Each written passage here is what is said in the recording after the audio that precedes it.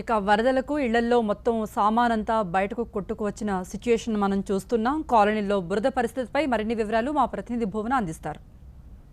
హఫీజ్ బాబా నగర్లో ఎవరిని కదిలించినా ఇంకో కన్నీటి వ్యధే కనిపిస్తోంది. ప్రస్తుతం నేనైతే ఒక వీధిలో ఉన్నాను. అదే ప్రాంతంలో ప్రహరీ గోడ కూలిపోయింది, ఇంట్లోకి నీళ్ళు వచ్చేసాయి. ఆల్మోస్ట్ ఇల్లు మొత్తం మునిగిపోయి, అంటే 12 ఫీట్ల వరకు నీళ్ళు ఇక్కడ వచ్చాయని చెప్తున్నారు. ఇక్కడ ఉన్న పరిస్థితిని అబ్జర్వ్ చేస్తే ఎవరొచ్చినా బియ్యం ఇస్తాము, పప్పు ఇస్తాము, లేకపోతే తినడానికి ఆహార పదార్థాలు ఇస్తామని అంటున్నారు. కానీ ఉండటానికి ఇల్లే లేనప్పుడు ఇవన్నీ ఏం చేసుకోవాలి అన్న క్వశ్చన్ అయితే ఇక్కడ ఉన్న వాళ్ళలో కనిపిస్తుంది. ఇక్కడ ఒక అన్ని అడిగి తెలుసుకుందాం.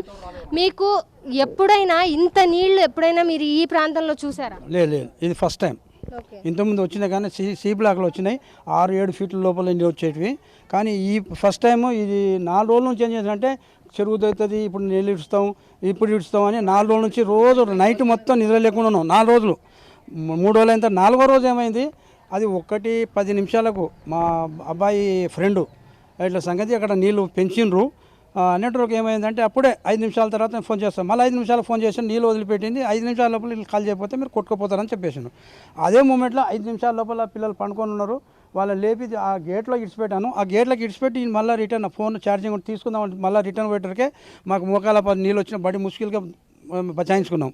అయితే ఆ నీళ్ళు ఎట్లా వచ్చినామంటే భయంకరంగా, మనం ఫిలిం షూటింగ్లో మనం ఇట్లా చూస్తాం కదా, అంతకన్నా భయంకరంగా 12 ఫీట్లు అక్కడ కనపడుతుంది.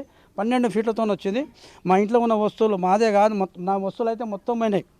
ఏం లేదు, 5 క్వింటల్ రైస్ పోయినాయి. మాకు పిల్లలు పెళ్లికి బట్టలు తెచ్చిన అవన్నీ మ్యారేజ్ కొరకు వచ్చిన దానికి ఏం లేదు. సిలిండర్లో నా ఇల్లు అంతా ఏంటి పనికి రాకుండా అయిపోయిందమ్మా.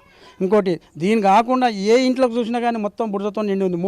3 ఫీట్ల బురదతో ఉంది. ఇది ఒక 10 నిమిషాల ఒక అరగంట ముందన్న ఇట్లా మాకు మంచితనంగా ఇట్లా అయిపోతుందండి, అలాంటి చేయలే. అంతకుముందు పోలీసు వాళ్ళు దిగినట్టు 2 రోజుల ముందు, అదే 1 గంటకు అయ్యమంట 1 గంట ముందు పోలీసు వాళ్ళు ఒక అనౌన్స్మెంట్ చేయొచ్చు కదా, అనౌన్స్ చేయొచ్చు కదా, అది చేయలేదు. కరెంట్ లేదు, మా రాత్రి కాదు, ఇప్పుడు మేము అంతా వస్తువులు పోయినాయి. వస్తువులు టైంకి టిఫిన్ ఇస్తున్నాం. భగవంతుని మీద వాళ్ళకు కొద్దిగా ఏంటంటే మానవత్వం ఉంది, వాళ్ళు వచ్చి మాకు హెల్ప్ చేస్తున్నారు.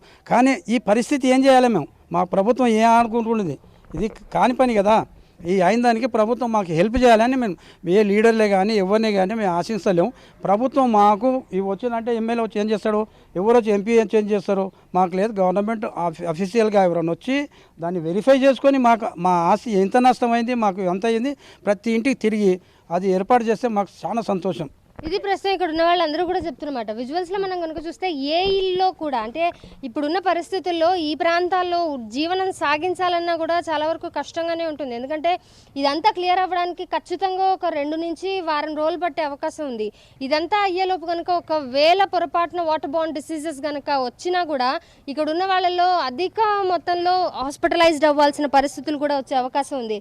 మొత్తంగా చూసుకుంటే అంటే ఒక ఫస్ట్ ఫ్లోర్ వరకు కూడా పూర్తిగా మునిగిపోయిన పరిస్థితులు ఉన్న ఈ ప్రాంతంలో జీవనం సాగించాలంటే ఖచ్చితంగా ఒక ధైర్యం అయితే మాకు అవసరం. అలాగే ఇళ్లలో వండుకోవడానికి సామాన్లు కూడా లేని పరిస్థితులు ఉన్నాయి. అలాంటప్పుడు బియ్యం ఇచ్చినా ఏమిచ్చినా కూడా వంట చేసుకునే పరిస్థితులు ప్రస్తుతం ఇళ్లలో లేవు. కాబట్టి పూర్తి స్థాయిలో ప్రభుత్వం సహకరించి సహాయ సహకారాలు అందజేయాలి అని ఇక్కడ ఉన్న ప్రజలందరూ కూడా కోరుకుంటున్న పరిస్థితి.